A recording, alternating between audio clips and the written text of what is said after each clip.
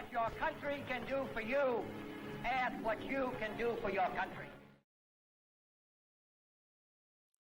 Happy Selection Sunday, peeps. This is the White Devils podcast. I'm your host, Radical Rich. We got a lot of things to get into today. I hope you all had a splendid week. Yeah, I just said splendid. My vocabulary goes fucking apeshit sometimes. We got a lot to talk about today. From the crisis at the border that the Biden administration says is not a crisis, to the Derek Chauvin's bitch ass trial is about to start.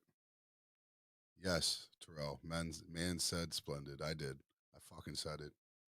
You just get high and you just never know what the fuck comes out of my mouth. But I think we're going to start today with the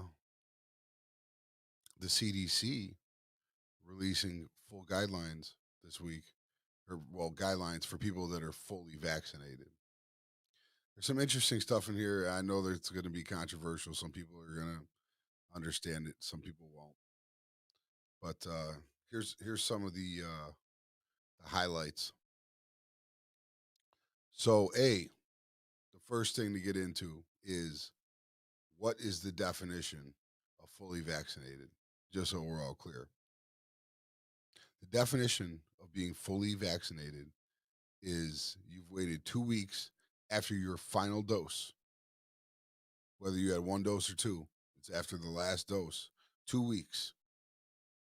So that then they consider you fully vaccinated. So what do you get for that? You know, everybody is going crazy about the vaccine. Some people taking it, some don't. I will when my time comes. I think the last I saw it was 10.5% of the country was fully vaccinated. So what does that get you? You will then be allowed to gather indoors with one other household without a mask on. Your big fucking prize, right? Okay. You know, that is what it is. Also, if you are exposed to COVID, you do not need to quarantine or test unless you show symptoms. This one, I don't know. You know, there's so many asymptomatic people. Like, if you know you're exposed to COVID, don't get a test. That sounds a little strange to me. I don't know what that beep just was, or if you guys even heard it. But so those are a couple of the bigger issues that change for you. What's still the same? You still have to wear a mask in public. So bar hoppers, you're not out the woods yet. Titty bar attendees.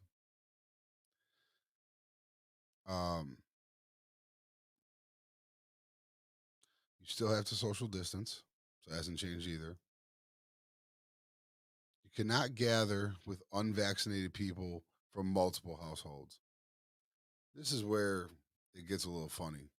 Like, one household that's not yours, it's a multiple. I kind of see what they're saying. They're trying to give something while mitigating the risk, but it just sounds a little goofy. Like, make your mind up. You know, either you can see people or you can't. And I know people I've talked to were having issues with that. And then the big one is still no travel, which sort of falls under the same one household versus multiple household. I understand you don't want to be in a compartment with 200, 300 people. But I'm going to be flying in 2 weeks anyways. So whatever. I'm just going to mask on and ride it out. So those are some of the highlights of the other guidelines. You can try until the day you die, but you. Hello, Ghost of Herman Cain. This is the only podcast. This is the only political podcast that you will ever watch that's haunted. Remember that. If you ever wants to know what our niche is, how we stand out. I have no idea what that was. It was the Ghost of Herman Cain, bro. It scared the shit out of me. It came out of my computer. too. I was like, what? If anyone's wondering, that's Rob. He's producing this week. He's just not on air, which is fun. So we had a couple of anniversaries this week. We had the 1 year anniversary, the coronaversary, I should call it, 1 year since coronavirus broke out in the U.S. And I believe the very next following day, it was the 1 year anniversary of Breonna Taylor. Breonna Taylor, unfortunately, there's still not a lot to say about it. The family got a settlement. They're not really pressing charges locally. There's still an open federal case.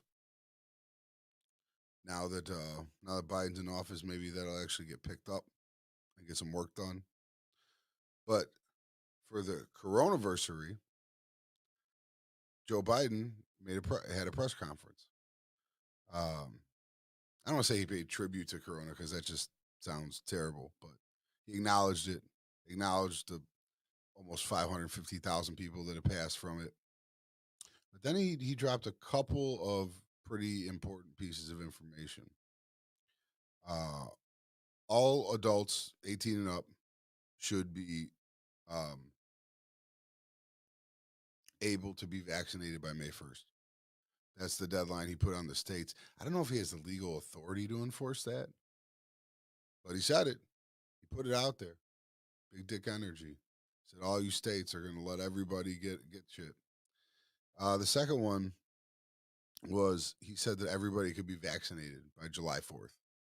So he really pinned the 4th of July weekend, Independence Day weekend, to be that time when I guess we reach herd immunity is what he would be going for. It sounds a little bold, definitely does. But you know what? Doing 100 million vaccines a day, or was it 1 million vaccines a day, sounded pretty ambitious when he launched it too. And they're doing 200 something or 2 million. Is it? No, it's 2 million. I think they're doing 2 million and change a day. Yeah, 200 million. That would be the bulk of the country in one day. We'd all be vaccinated already. That would be wild, but no. Um, so when Biden wasn't doing press conferences, you know, they've been talking about what the next legislative play is. And I saw voting rights picking up steam, and in some circles it still is, but it seems like the moderates and the head of this party want to put infrastructure in fourth, which is an interesting play. I think the big deal is that they're trying to do something that they can unify behind, Republicans and Democrats. I think they're trying to push something that'll bring them to the table. But is it going to work? I don't think so. The Republicans just don't want to play ball with us. And now you're talking about another $2 to $3 trillion bill. Like, we're gonna crush the deficit. It's already beat up, but we're gonna fucking stomp a mud hole in it by doing the COVID bill and the infrastructure bill back to back. But there probably most likely will be some new taxation. I've heard rumors of the wealth tax, which is 2 to 3%. If you have more than $50 million. Okay, if that gets it paid for, or at least a big chunk, I'm fine with that. If you got that much money, you can kick into our roads and our Wi-Fi and our bridges and all this shit. I was watching something on China the other day, and they've got high-speed rail, and they've got a multi-trillion-dollar infrastructure plan, and they're really leading the world right now. They blew past us. Our roads suck, man. If you live in Illinois, you drive down I-80, you go west through Joliet and hope you don't fall through that bridge. That's just, man, that's how we're living.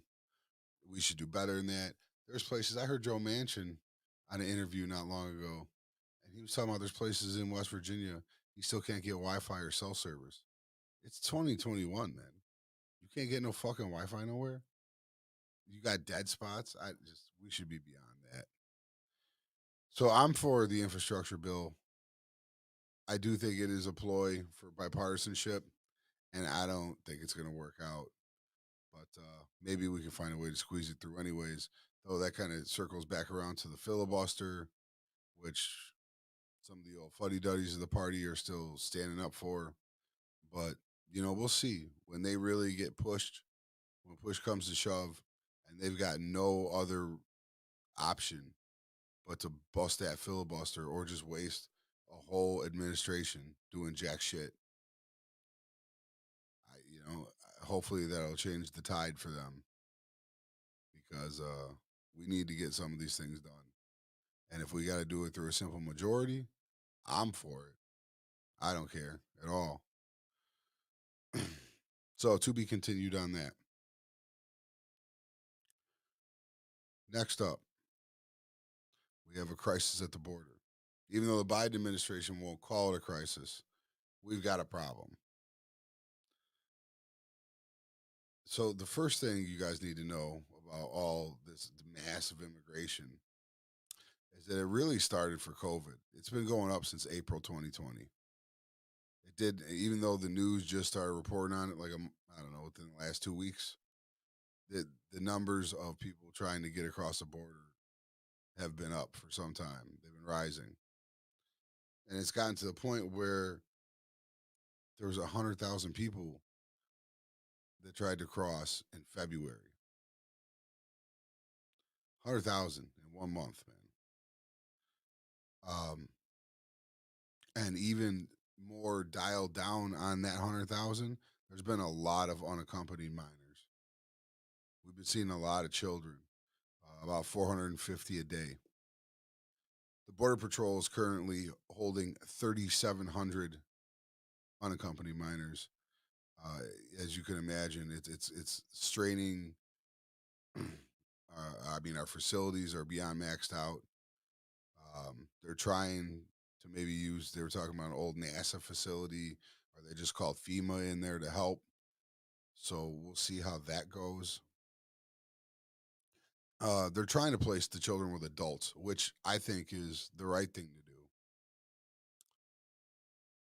But they can't place them all. It's just I don't know. I I got to learn a little bit more about it, to be honest. Like I do believe that if you're sending your kid across the border, you would think it would be to meet a family member or close friend or someone on the other side, not just sending your kid over with nothing, knowing no one, having no connections. That would be crazy. But they're not placing them all. They're not matching all the kids with a guardian. So we're stuck housing them. The housing is still shitty. It's very Trumpy. Looks like a fucking county jail. Looks like they're all in bullpens, which is garbage. Um, and we need to do better. And I do see Biden making an effort while trying not to foster the hysteria. That's why I didn't want to call it a crisis. I'm assuming, but they got to do something. Whether it's the NASA facility or whatever FEMA can put together. If you got to call in the National Guard, then do that. Get something up for them. Um,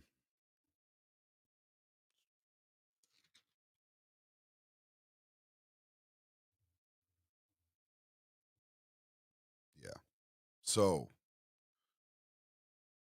while this has been going on, of course, the Republicans have been jumping on it. Trump's been talking about it. Greg Abbott, the governor of Texas, has been talking about it. He says the reason COVID's spreading, which is fucking ridiculous. You can go down to your local strip and see your bars open and not social distancing or requiring masks and understand why COVID's spreading, even though it is down now. Yeah, that's also a point to make too. Was that if you're going to blame the immigrants on spreading COVID, but you've got immigration going up and you've got COVID going down, I don't know how all that adds up. So it's to be continued on what happens there. Hopefully, we'll get a grip on it. This really does just, to me, it really yells out that we need to fix our immigration system even more now. But we shall see when we even get to that at this point. There's so many different priorities.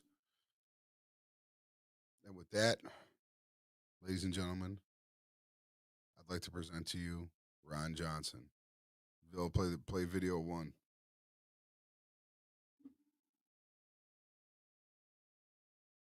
All right, give me 1 minute. It's buffering for some reason. Of course, it's buffering. So the video will be coming soon. We talk about it a little bit because Ron Johnson had some more interesting comments. This man, I don't know. And at first I thought it was politics. Now I just kind of think he's a wackadoo.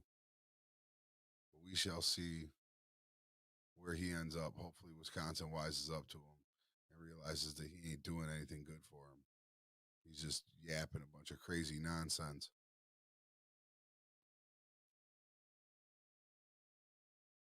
And after the Ron Johnson video, we're going to dig into the Derek Chauvin trial, which started this week. We could even start it a little bit right now until the video kicks in. They started jury selection for the Derek Chauvin trial this week. Anyone that doesn't remember, that's the cop that sat on put his knee into George Floyd's neck for 8 minutes. Man, how are you going to find impartial jurors? You know what? For me, it ain't even the visual of watching him die. It was, to me, it was the sounds he was making. Oh, here we go. Right after this commercial, these people better fucking be paying us.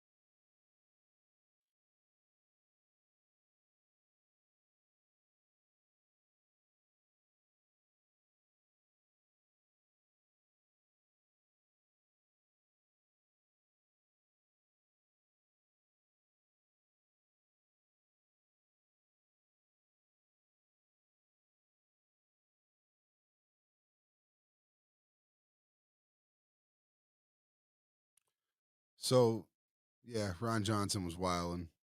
You saw the pictures of those rioters. He said he didn't feel like he was in danger at all.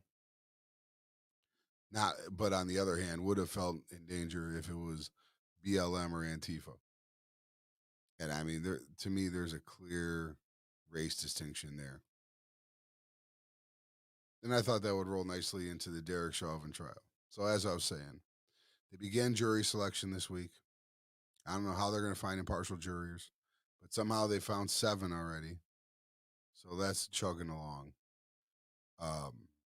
So his charges, for those that don't know, he's got a manslaughter, a second-degree murder, and they just reinstituted the third-degree murder charge this week.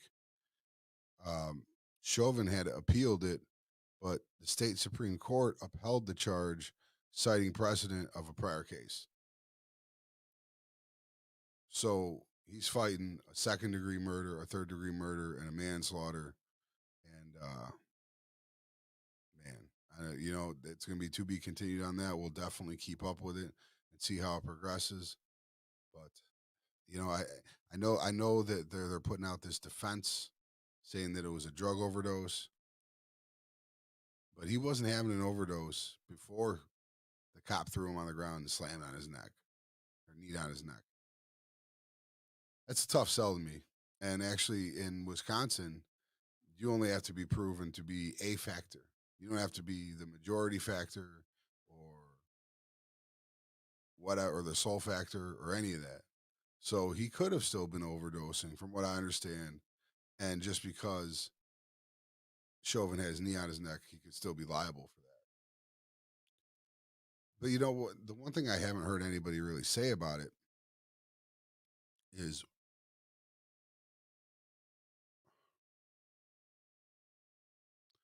the one thing you never really hear anybody say about it is what else could he have been doing with that 8 minutes? You know, calling an ambulance, administering medical aid, trying to save his life if he's really overdosing or having a heart attack or whatever.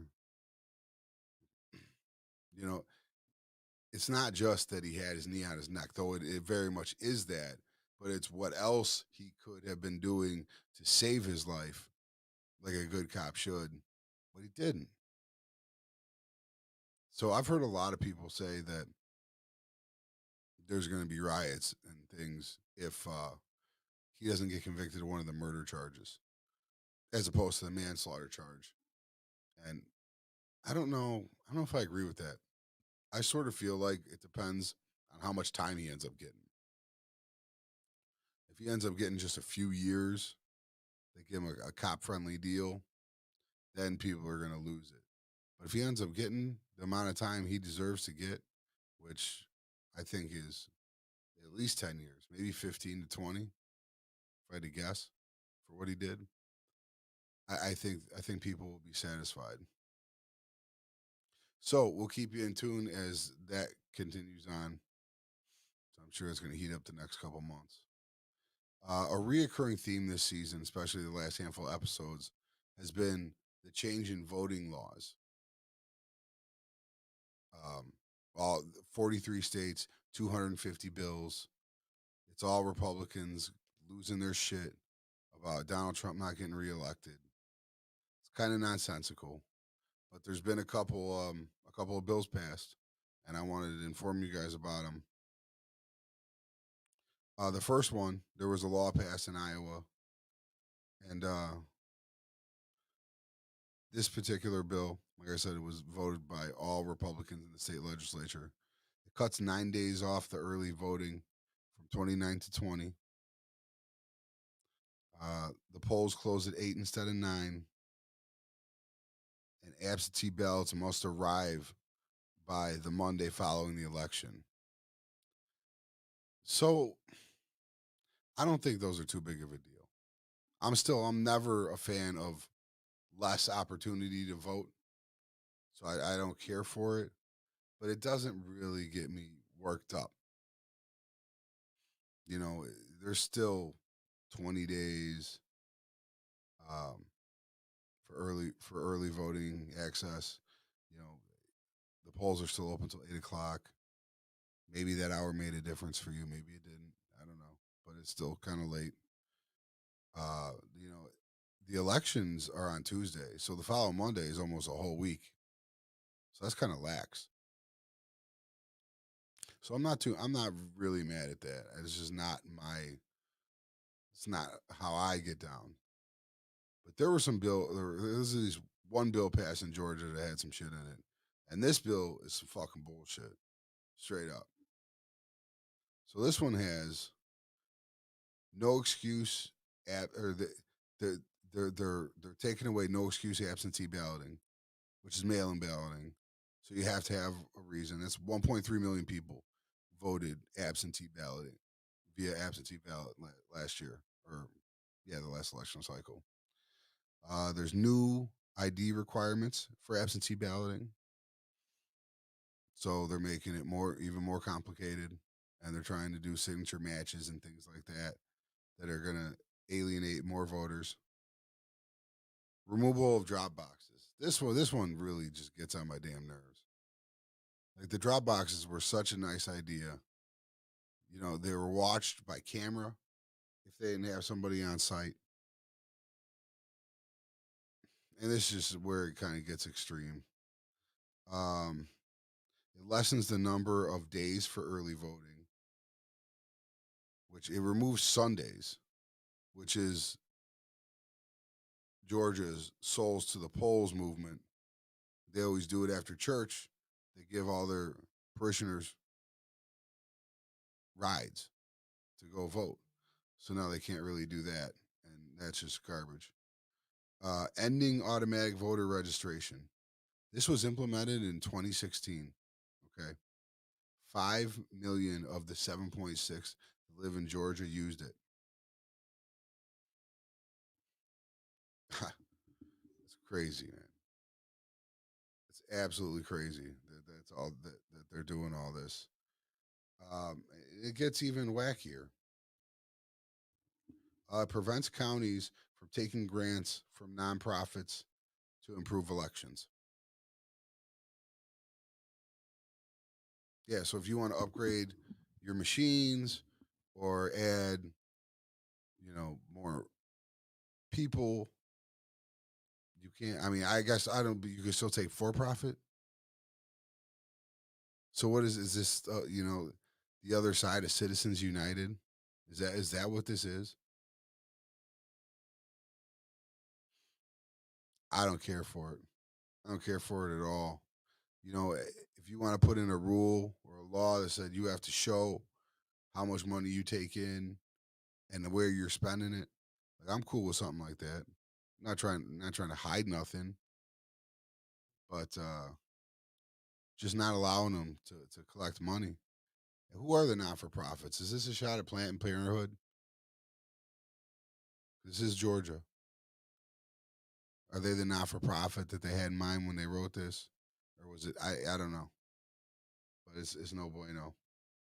And this one is the most insulting. Uh, they're no longer allowed to hand out food and water while you're waiting in line. Now, if you remember, Georgia had some very long voting lines last year. Some people waited 7, 8 hours to vote. The least you could do is give them a damn snack. Now you're trying to starve them out. This is just bullshit, man. They went way over the top. All right, Joe. But yeah, Georgia is definitely fucking up. Now here's the kicker. After I've given this some more thought, as far as all these and all the other bills too. Um, like I said, the automatic voter registration for Georgia was implemented in 2016. That was by Republicans. A lot of these, a lot of these laws that they're trying to change now and clamp down on were implemented by Republicans. These are Republican state legislators, Republican governors. So now you're now you're asking yourself, why would they do that?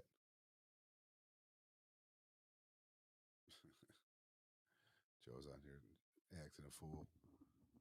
Shit. Okay. Why would they do that? Well, because of COVID and everything that happened. But before that, the mail-in vote was overwhelmingly Republican,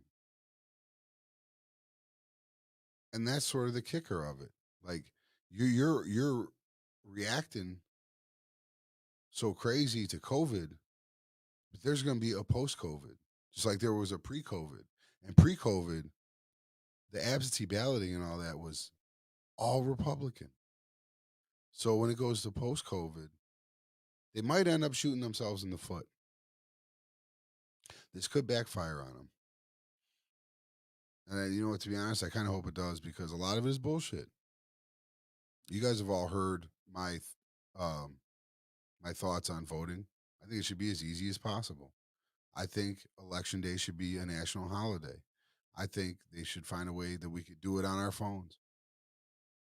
I almost think you should be fined if you don't vote. That's how extreme I am with it. This is part of our country. It's our rights.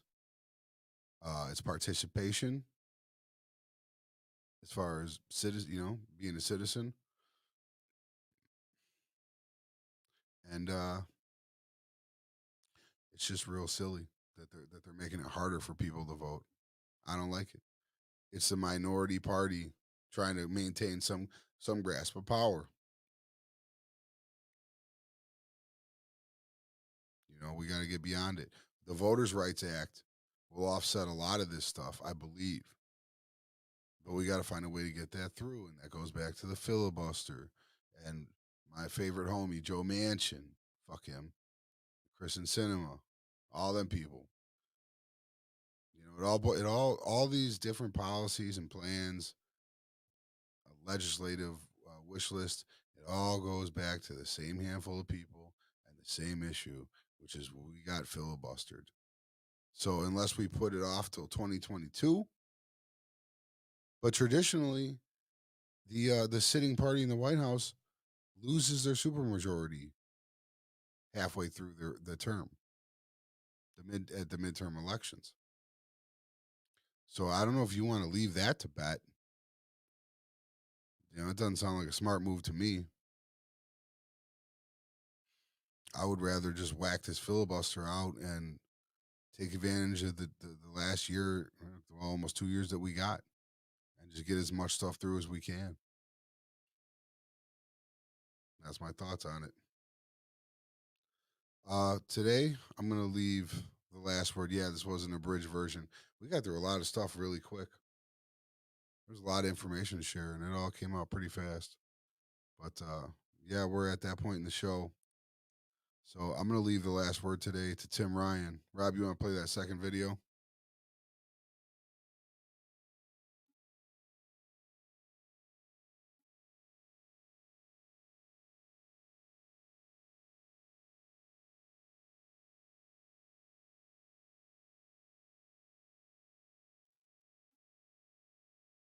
Oh, it comes, it goes.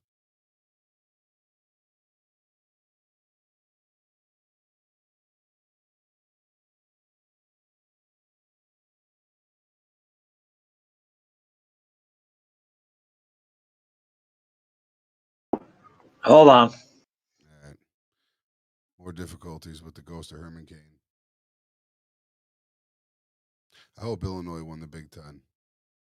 They were up like 2 last time I checked. I don't have a TV in the studio. Not in this room of the studio. So I'm rooting for Illinois.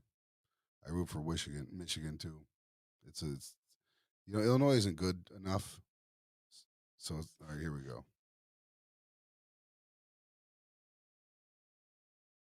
More commercials. Give us some money. Mr. Speaker, one of the earlier speakers said, this is the most dramatic change in labor law in 80 years. And I say, thank God. In the late 70s, a CEO made 35 times the worker. Today, it's 300 to 400 times the worker. And our friends on the other side running around with their hair on fire. Heaven forbid we pass something that's going to help the damn workers in the United States of America.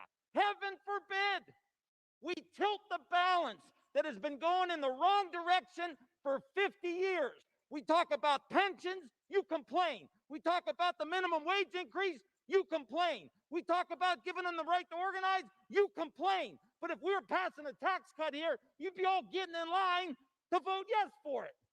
Now stop talking about Dr. Seuss and start working with us on behalf of the American workers. I yield back the balance of my time. The gentleman yields back. The gentleman is.